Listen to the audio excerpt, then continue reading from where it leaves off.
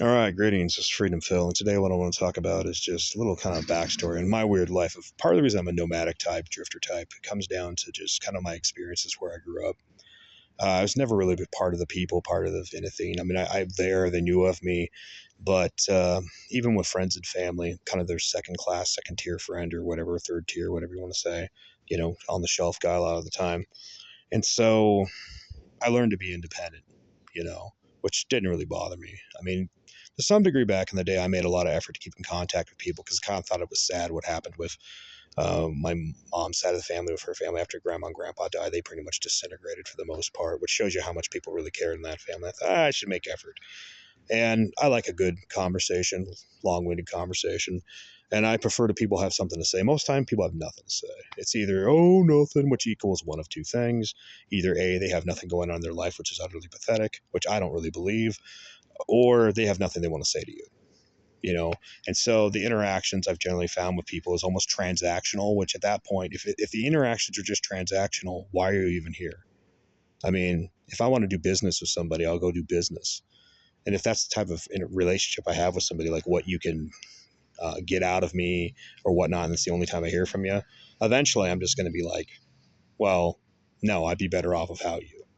Because it's not genuine, it's not sincere. Or if you're sincere, if you act, this is the one I find, if you act like a decent person briefly or a human, and I'm instantly just suspicious, I'm like, and then what? And then I'll be like, what do you want? What do you really want? And then there's always the thing. And generally, I've tried to be somewhat generous to some degree, like, yeah, I'll help you out with that, or whatever. But after a while, when it goes back to the usual norm of just the awkward, like cold silence, I'm just like, that's where I started just phasing people out. And just the test for that back in the day was if I'd made a few calls to people, hey, how you doing, blah, blah, blah, and I never hear from them, well, that's how much the relationship really meant to people. And so I got a lot of that. And as I slowly phased people out, I got used to being on my own. Occasionally somebody like, oh, we're throwing a party up here. Sometimes I think people would invite me just to piss off other people. But, one time I was just like, no, I'm good. I got my own thing I'm doing here, just having a few beers and enjoying organizing some stuff. You guys have a good time. I started doing that more and more. And I found that I was perfectly okay on my own. And so, if I had friends or family around, cool. If I didn't, whatever. I mean, I started equating that what is a relationship for the most part? Resources to some degree. That could be emotional, that could be financial, that could be something resource normally wise. Someone to talk to, a shoulder to cry on. And how much of it's really just people trying to avoid being bored? How much of it's really just entertainment? Like, what do you mean entertainment? Like, really, you're just trying to fill the void. Well, I found there were lots of ways to fill the void that did involve other people.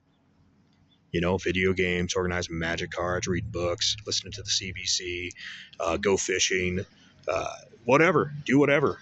And I didn't require any other people to do this. And therefore, I was filling the void. So, and we could argue that if you're bored, probably if you're lonely, it means you were bored. And if you're bored, it means you need to find a pastime, a hobby, or something. And once you got more hobbies and things to do, then you have time to do them. You will find, even with what seems to be all the endless time in the world, you never have enough time.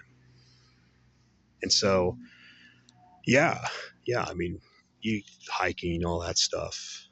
Another motivation, by the way, before I cut this video off, was where I grew up with the poverty, the unemployment being what it was.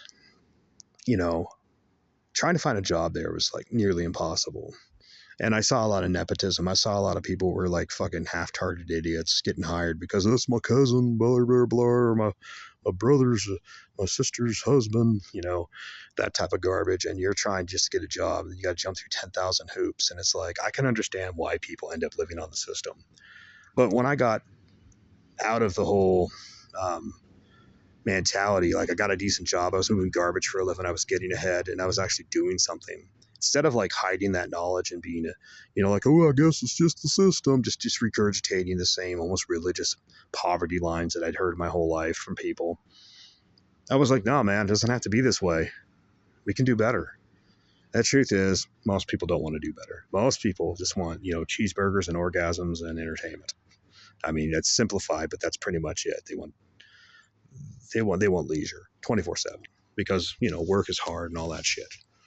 But what I get sick of is, on that respect, is that all the people that I ran into that would be like, it's everybody but me's fault that my life is shit. As where I look at things, where when I'm fucking up, sometimes there is somebody else involved, but most of the time it's me. And maybe I'm just a little more of an adult than most people. Let's be honest. Subsidized, Section 8 living, welfare, food stamps, all that stuff, or EBT as I like to call it, free phone, free Wi-Fi, free fucking everything, free education. How many people in our country never actually have to become full adults, never have to really stand on their own? And, I'll admit it, a guy with a message of like, yeah, you can do it. Here's a few steps, like whether it's driving truck, get a trade, do something.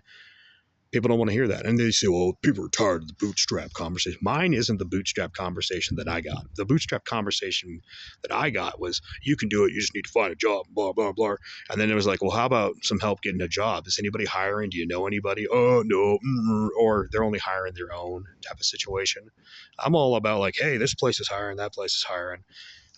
Here's how you can get it for free. Like go to the government, get some free money to get your trucking school or your trade school, get it. Cause they're going to take it out of your paycheck in the future. I'm all about like fucking, hey, if the government's going to tax you in the future when you're doing well, feel free to get the money right now, they're investing into you. So you'll pay back to them. Don't feel bad about that. Like if you're down on your luck and you're at a food bank or, getting food stamps or something like that, and you're trying to become something better, that's great. You're actually making an effort. But this 24/7 fucking excuse I heard from people where I grew up. Meanwhile, well, I'll give you a quick story. There was this one chick. I'm not going to name her name. We grew up together. We were friends. And she was on Facebook. And she was like, I can't afford to get eggs, and she was e-begging basically. I can't afford to get some Easter supplies for my children. Does anybody have any spare money? Blah, blah, blah. Now, mind you, less than a month before that, she was posting this thing says, hope y'all going to work while we're just smoking weed and not giving a fuck. I screenshotted that. And then I posted it back on her page. I'm like, you remember that? Maybe that's where the money your kids' fucking Easter supplies went. You want Mother of the Year today? People are like, you're cyberbullying. No, I'm fucking pointing out the truth. You smoke fucking cigarettes. You eat pre-made crap food, even though you're home all goddamn day. You're living off the system. You have all the opportunities. Like, there's no reason. $10, $10 fucking dollars. You get, this is back when a 12 pack of eggs was 99 cents. You get the thing of paws for $1. Tree used to be $1. For $1, you go in there, you buy a few plastic eggs, some jelly bean bags, and a few other things. You have your fucking Easter for your kids off of $10. Pack of smokes back then was like, pack of Marlboro Blacks down at the gas station was $7.50 something. Yeah, Washington, you really want to help the poor. You make cigarettes cost too much. You get 2 packs for this price. But yeah, I got sick of that type of shit. And of course, I'm an asshole for being like, hey man, they're hiring over here, or live a little cheaper. Like, I don't want to do that. Okay, fine. But after years of hearing excuses or years of crap or effort, putting in effort and realizing that most people are just shit. At this point, I'm just kind of like, hey, the next adventure is somewhere over the hill. Like, instead of going back to some so-called home, which is really just a place to store shit. That's all it is. I view a house, a home, like Skyrim or Fallout, where it's like, oh, it's the place I store the crap from the last adventure. That was kind of some cool stuff. I think I'll keep that one there, put up that weapon. That's how I view houses. The life is everywhere you're going, because I've been to the stagnant reality I grew up in, and I see that stagnant reality all over the place. I know most people are just trying to hide from the elements and shit. I'm like, fuck it. Let's embrace the weirdness. Let's go out and fucking explore life.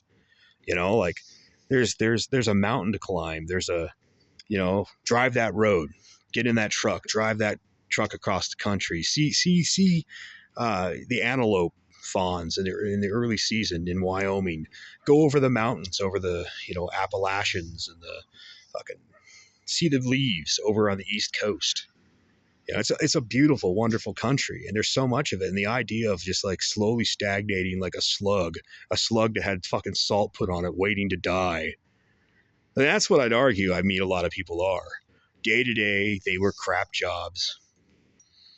Some of them living on the system while still working the crap job, which is like, I don't know. Did you not fake crazy good enough? Like the dudes fake crazy, the women have crank out kids. Yeah, fuck that. I'm not waiting for that. And then there's the just side point. Then you got the people in the upper middle class or the middle class. Oh, it's not their fault. Blah, blah, blah. No, it is. It is. It is their fault. And it's your fault for enabling them, making it easier for them. And you know why people do that? Because it's a tough conversation.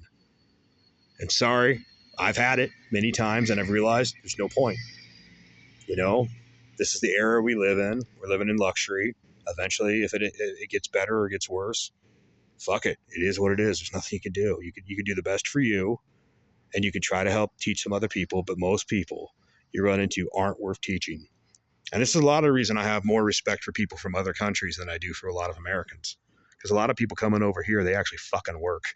And they came from absolute destitute poverty. So they see all the opportunities that are invisible to your eyes. What's that line? They have eyes, but they can't see. They're blinded to the truth in front of them.